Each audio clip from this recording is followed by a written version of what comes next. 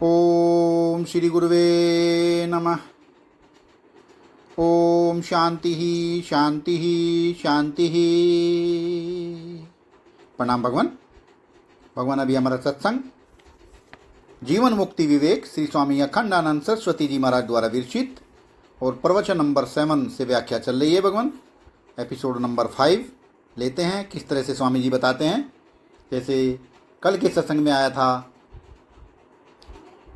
कि गुरु जो है हमारे सर पर हाथ रख करके अपनी शक्ति से हमारे चित्त के बंधन को काट देगा।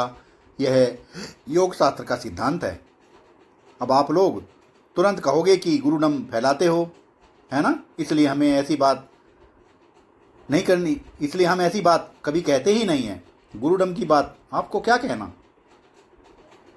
आगे बताते हैं भगवान कि बात उसमें यह है कि हम अपने गुरुजी के पास गए और बोले, महाराज हमको स्वीकार करो, आप हम पर शक्तिपात कर दो, अपनी शक्ति हमें दे दो। गुरुजी ने कहा, ठहरो, एक बात बताओ, जो मैं आज्ञा करूँगा वही करने को तैयार हो?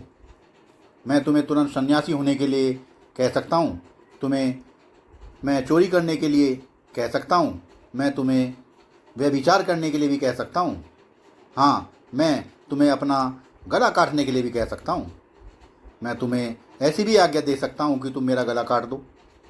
क्या तुम मेरी बात मानने को तैयार हो? बोलो, नहीं तो चेले कैसे बनेंगे? आपको आश्चर्य होगा। हमने कहा, अच्छा महाराज, आप जो कहेंगे सो ही करेंगे। गुरुजी बोले, अच्छा हम जो कहेंगे सो करोगे? आओ बैठो, घंटे भर इंतजार करो, तब मैं बोलूँगा। अब तो महाराज वह जो 1 घंटा था उसने हमारे रिश्तेदार और दुश्मन दोनों को एक साथ बैठा दिया, फेंक दिया। हमारे राग और द्वेष को बिल्कुल एक और अलग हटा दिया। हमारा जीना और मरना दोनों को एक साथ फेंक दिया। यह हमको जिंदा रखेंगे कि मारेंगे? यह हमसे पाप करवाएंगे कि पुण्य करवाएंगे? उसको हमारे चित्त से बिल्कुल अलग करके फेंक दिया। अब हम 1 घंटे बाद क्या करेंगे ये हमको मालूम नहीं। 1 घंटे के बाद हम क्या भोगेंगे यह हमको मालूम नहीं। हम कैसे रहेंगे यह हमको मालूम नहीं। उस समय हमारे पाप और पुण्य दोनों अलग अलग होकर समान हो गए और राग और द्वेष दोनों अलग अलग होकर समान हो गए। हमारे शत्रु और मित्र दोनों अलग अलग होकर समान हो गए। हाँ, इसको कर्म साम्य की दशा बोलते हैं। शास्त्रीय भाषा में इसको कर्मशास्त्र बोलते हैं। कर्मशास्त्र, भोगशास्त्र, विचारशास्त्र। हाँ, यहाँ कुछ भेद नहीं है। 1 घंटे के बाद गुरुजी आकर बोलते हैं, बेटा जो मैं हूँ सो तू है। हमारे मुंह से निकला, अरे महाराज यह कैसे? समझ में नहीं आता है।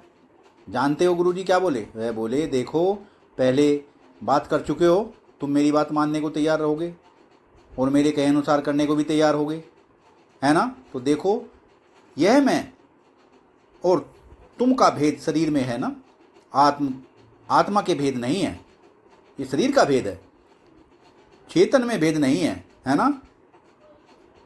इसमें नचु नच मत करो, यह इसमें ननु नच मत करो। यह सारे के सारे भेद औपाधिक हैं, तत्व में भेद नहीं है। देखो, यह कर्म साम्य होने पर, क्षमता की दशा आने पर तो तत्काल शक्तिपात हो जाता है। इड़ा और पिंगला दोनों सुषुम्ना में संचित होने लगती हैं, लेकिन समता की दशा में आने से पहले ही हम आपको ऐसी युक्ति बता सकते हैं। जब आपका जन्म हुआ तब पाप और पुण्य में बराबरी थी, थोड़ा पाप कम था, पुण्य ज़्यादा था, इसलिए आप सुखी रहते हैं। थोड़ा पुण्य कम था, पाप ज़्यादा था, इसलिए आप दुखी रहते हैं। पाप प्रारब्ध के कारण आप दुखी रहते हैं और पुण्य प्रारब्ध के कारण आप सुखी हो रहते हैं। आपके जीवन में पाप और पुण्य, सुख और दुख दोनों का द्वंद्व है। करीब करीब बराबर पाप पुण्य होने पर यह मनुष्य शरीर मिलता है, नहीं तो आप चिड़िया हो जाते हैं, पशु हो जाते हैं, आप मारवाड़ के हवाई जहाज बन जाते हैं। आप मारवाड़ का हवाई जहाज जानते हैं कि नहीं? वह जो टेढ़ा मेढ़ा होकर चलता है ना, हाँ, लेकिन कहीं न कहीं पुण्य है, आप सुखी होते हैं, कहीं न कहीं पाप है तब आप दुखी होते हैं। इसकी समता में प्रायः बराबरी में यह मनुष्य शरीर मिलता है। देखो, आपके भीतर जो पुण्य का स्रोत है वह तो बंद हो गया है और पाप का स्रोत है वह खुल गया है। अब हम आपको वह युक्ति बताना चाहते हैं जिससे आप जहाँ से सुख का झरना बहता है, उसका दरवाज़ा खोल दें। आपके जीवन में केवल पुण्य सुख की धारा बहने लगे और पाप दुख का दरवाज़ा बंद हो जाए। जिस कारण से दुख बहकर आता है उस कारण को हम रोक सकें। इसकी कोई युक्ति हमारे जीवन में हो सकती है कि नहीं? आहा नारायण, इसकी युक्ति हो सकती है। क्या आपको मालूम है कि कई शेयर खरीदने वाले लोग पहले से पता कर लेते हैं कि किसका भाव घटने वाला है और किसका भाव बढ़ने वाला है? नारायण, ये लोग पहले से ही पता कर लेते हैं। अच्छा, कई रेस खेलने वाले भी पहले से ही पता कर लेते हैं कि आज कौन सा घोड़ा जानबूझकर जिताया जाएगा। यह सब संयोगवश ही होता है। अपनी जानकारी भी काम देती है। आपके जीवन में केवल सुख की नदी बहने लग जाए और उसका जो उद्गम स्रोत रुका हुआ है, कमज़ोर पड़ गया है, बंद हो गया है, वह खोल दिया जाए। आपके जीवन में दुर्वासना का दरवाज़ा बड़ा हो गया है, दुख की धारा ज़्यादा आने लगी है, अतएव कोई ऐसा बांध लगाया जा सके कि दुख की धारा कम हो जाए। आपको उसका जो उद्गम स्रोत है वह बंद कर दिया जाए। आप खेती बढ़ाने का उद्योग कर सकते हैं और पुण्य बढ़ाने का उद्योग नहीं कर सकते।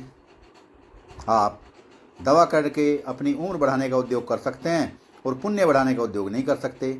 आपके हृदय में दुख कम हो जाए, यह उद्योग आप कर सकते हैं। आपके हृदय में सुख बढ़ जाए, यह उद्योग आप नहीं कर सकते। वाह भगवान वाह। आपके हृदय में दुख कम हो जाए, यह उद्योग आप कर सकते हैं। आपके हृदय में सुख बढ़ जाए, यह उद्योग आप नहीं कर सकते। नारायण, आप यह उद्योग कर सकते हो कि आपके जीवन में केवल पुष्प की सुख की धारा बहने लग जाए, आपके सुख की नदी बड़ी हो जाए और आपके दुख की नदी छोटी हो जाए, छोटी पड़ जाए, बंद हो जाए। इसके लिए युक्ति होती है।